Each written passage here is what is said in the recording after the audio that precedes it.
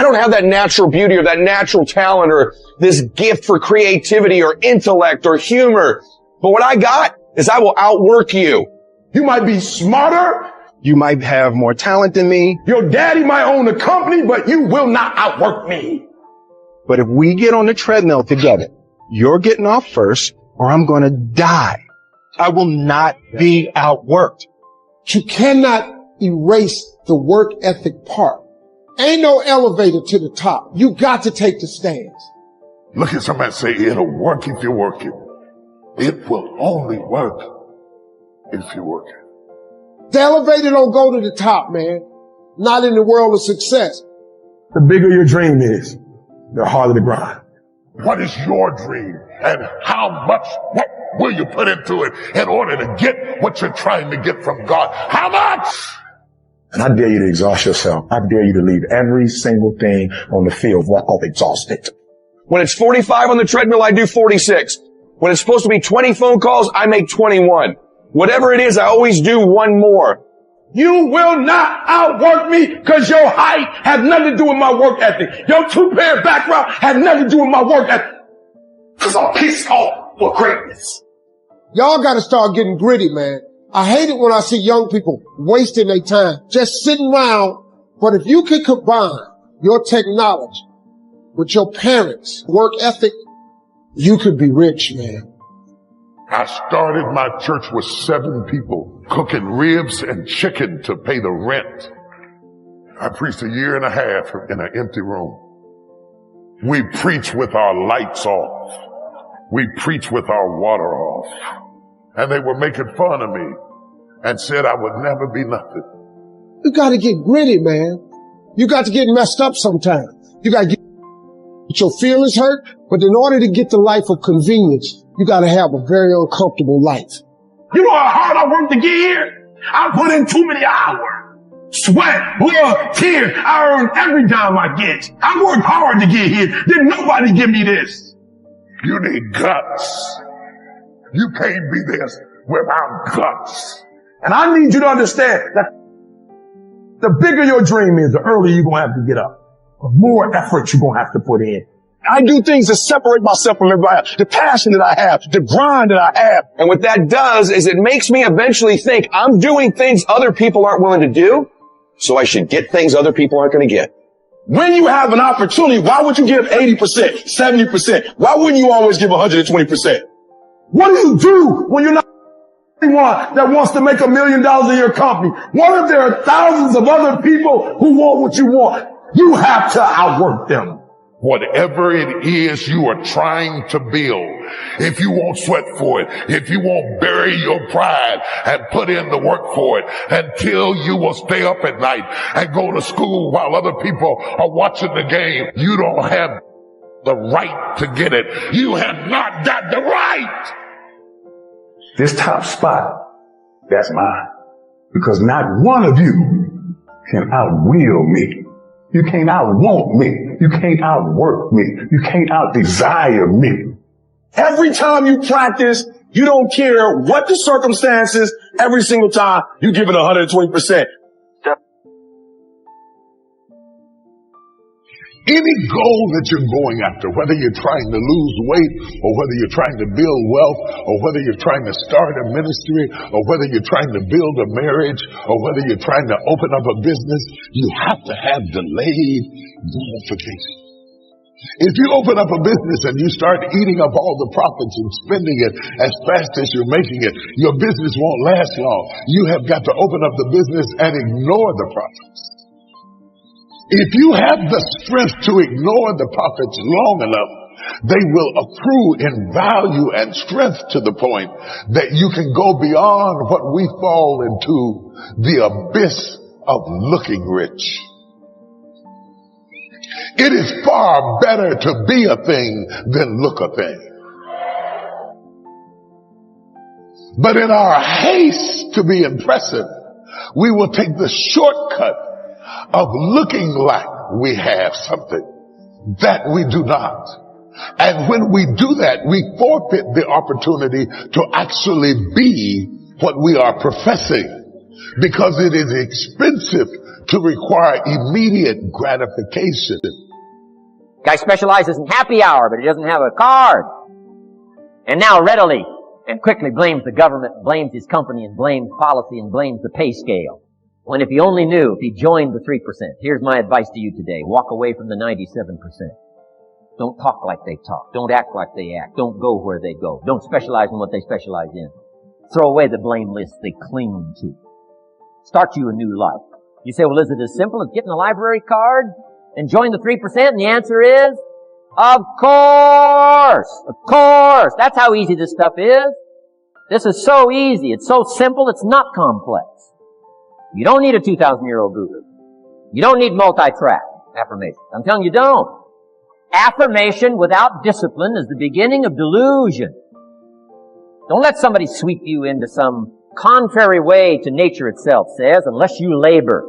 The miracle of the seed and the soil and the seasons and God and all the other stuff that's available, sunshine and rain, that's not available to you by affirmation. It is only available to you by labor.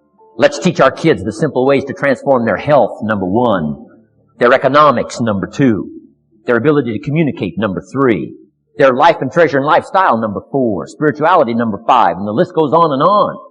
Let's not leave out any of the least of disciplines that encourage us to do the next one, to do the next one, to do the next one. First thing you know, this whole scenario for you is spinning up instead of out of control on the negative side. This is all you got to do. It's as simple as this. It's as simple as a start, committing yourself to life change. And once you start down this road, I promise you, you'll join the 10% and the 3%. In our leadership weekend we teach. Find out what poor people read and don't read it. I'm telling you, don't talk like they talk. Lend a helping hand, but don't fall into their poor philosophical scenario. Don't blame what they blame. Don't use the excuses they use. It's called the language of the poor. Switch gears, switch language, switch ideas, switch strategy. Start with the simplest of disciplines. And don't bemean any of these disciplines. The smallest of disciplines starts the process of life change. And if you'll invest in this thing called discipline, you can have whatever you wish. It's called the beginning miracle. Now here's the last clue on discipline. Do the best you can. I've got a good question for you. Is the best you can do all you can do? And the answer is no. Strangely enough. 2, doing the push-ups. Go from 5 to 50. It's a miracle. Number 1, do what you can. Number 2, do the best you can. Here's number 3. Rest very little. Don't rest too long. Why? The weeds take the garden. Kids have got that figured out. Can't rest too long. Here's the clue. Make rest a necessity, not an objective. The objective of life is not to rest. The objective of life is to act. Think of more disciplines. Think of more ways and means in which to use your own wisdom and your own philosophy and use your own attitude, your own faith, your own courage, your own commitment, your own desires, your own excitement. Join the 5%, join the 10%, join the 3%. Guess when I went and got this little book, Richest Man in Babylon? The same day I heard about it. I went and got it. Somebody says, well, Mr. Rohn, does that make you different than most other people? And the answer is yes. Somebody says, well, why is that? We don't know. We don't know. What do you know? You don't know. I don't know. None of us knows. Some do and some don't. The numbers don't change. Only the faces change. From those who get in on a seminar like this, listen to a dynamic sermon, read a book, listen to some cassettes, take seriously the next conversation of a friend who wants to level with you, and do something about it. And you can walk away from the 97%, not live there anymore. Because if you don't, the next 6 years of your life will be like the last 6. Mr. Shove said to me, Mr. Rohn, 6 years now you've been working. I'm telling you, the next 6 years of your life is going to be like the last 6, unless you take advantage and start making these personal changes. I made the changes, totally revolutionized my life. So take a look at the next 5 years of your life. It's going to be like the last 5, unless you change. And if you will change, everything will change. Join the 5. Whatever position you find yourself in today, we put ourselves there by a series of thoughts and actions. Thoughts turn into things. That's very important to know. So let's look at both sides of it. For people who think negative thoughts, it turns into negative things. And the direct opposite is true for those who think positive thoughts. It turns into positive things. That's the deal. It's as simple as that, folks. Thoughts become things. So the one glaring question for all of us always is, on a daily basis, what are you thinking? What are your thoughts? What are you thinking? What are your thoughts? Because this is a fact of life. This is biblical. This is spiritual. This is written. This is philosophical. This is the law of the universe. This is just the way it is. Now, and here the cold part, folks. It don't matter if you believe me or not. It does not matter if you have never been explained this or not. And it does not matter if you think it works in your life or not. It don't matter. Listen to me. It is the way it is. It's just whatever the law of the universe, you call whatever you want to call. However you got to dress this thing up, because this all it is. So when I say that you are where we are today because we thought ourselves here, oh, you best to believe that's true. You thought yourself here. No one else. See, let me explain something. I got people around me who so badly want to take credit for it, but I don't allow it because I keep pointing to the heavens. By grace and mercy, by blessings from God, my life is because God has seen it to be so. Oh, but I got plenty of people around me who want credit for it and want you to not give credit to God and give it to them. I got that. But it's okay. It's so clear to me what my father was saying to me, man. I get it as I get older and older. People come into your life for seasons. I guess that's the same thing. You know, they season up, they gone. Well, you know, hear the way they try to hold you though. Oh, you gonna forget where you come from? Oh, you ain't gonna keep it real no more? I don't want to go back where I come from. I don't want to keep it that real no more. It was real enough for me living in a car. I had enough of that real. Now I don't keep it real. I want to go keep it dreamy. I want to go keep it fantasizing. I want to keep it out of this world. I want to see what that's like. So no, I ain't going to forget where I come from, but you ain't going to hold me to that though. Thoughts become things. Where are the things that you want written down? What do you think about the most? How grateful are you for what all God has done for you? Where you at with that? If all you thinking about is your debt, if all you thinking about is what you ain't got, if all you thinking about is every time I turn around I'm sick, if all you thinking about is the things in life that you're lacking, and if thoughts become things, how much debt you think you gonna stay in? How much lacking you think you finna fill your life with? How much more stuff you finna not have? Cause you keep thinking about it all the time. When you gonna be grateful? When you gonna say thank you? When it's gonna come out your mouth, man, that I may not be where I want to be, but I sure am grateful for what you've given me so far, for the things I have today, because I don't have to have these things. You know what that does? That then opens up room for more stuff to come your way to be grateful for. The insecure person has a compulsive need for order and stability and goes to great lengths to avoid the strange and the unexpected. The healthy person also seeks order and stability, but it is not the life or death necessity that it is for the neurotic. The mature person also has an interest in the new and the mysterious. You cannot just exist in this life. You have got to try to live. If you're waking up thinking that there's got to be more to your life than it is, man, believe that it is. Believe in your heart of hearts that it is. But to get to that life, you're going to have to jump. At one point in time, you ought to see what living's like. But the only way to see what living like, you got to jump. And here's the problem. Let me just be real with you. When you first jump, let me tell you something. Your parachute will not open right. I'm sorry. I wish I could tell you it did, but it don't. When you jump, it's not going to open right away. You're going to hit them rocks. You're going to get some skin tore off on the cliffs. You're going to get some cuts on you. You're going to be bleeding pretty bad. But eventually, the parachute has to open. What happens is that life, like a tornado, spins us around through all of the different obligations and belief systems, ideas, demands that the world places on us. And we get lost in it. Just like you can imagine you got picked up by a tornado. What I'm asking you to do is to learn how to step out of the tornado. And as Alice Walker said, the most common way people give up their power is by thinking they don't have any. People lose sight of the fact that we always get a choice. No matter what happens in your life, the one thing that you get to choose at all times is the meaning that you ascribe to it. No one can take that away.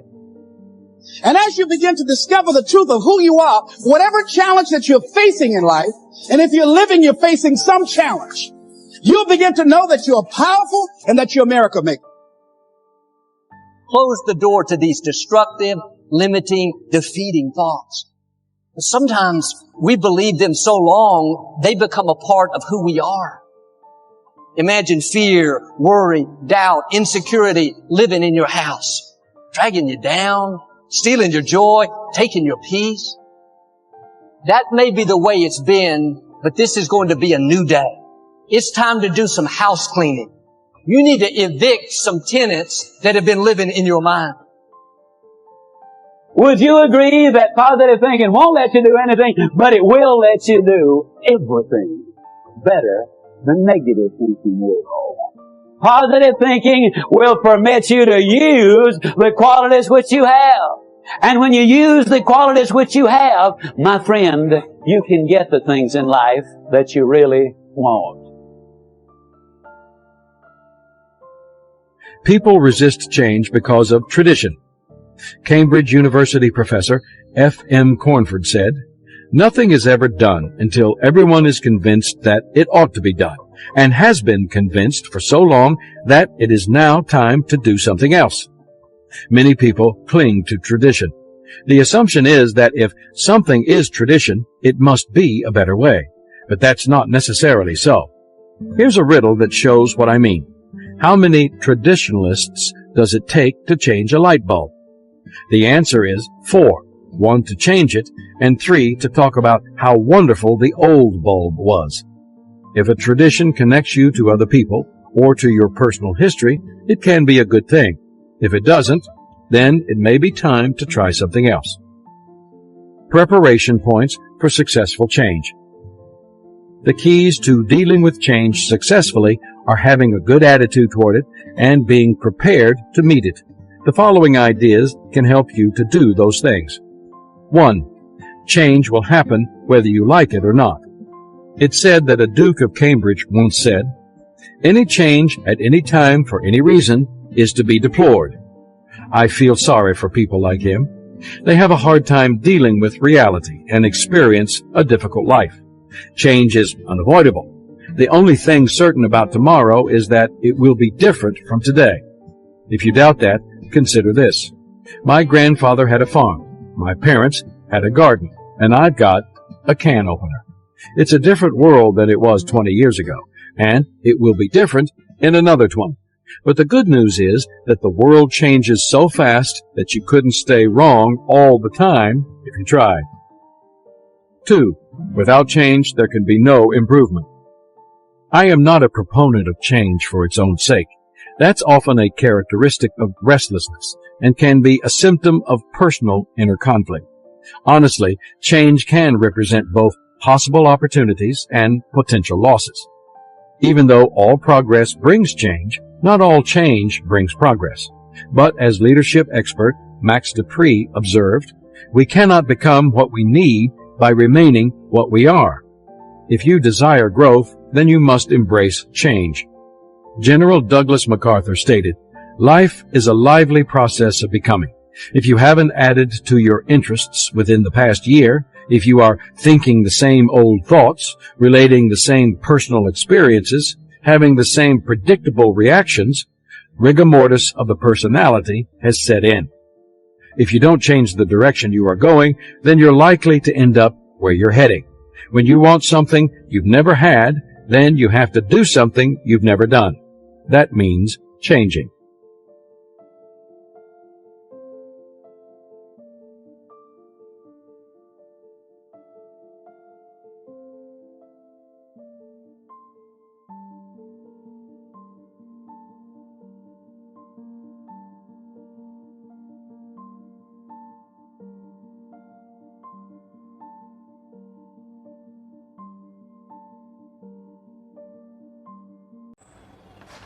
Why not you? What accepts you from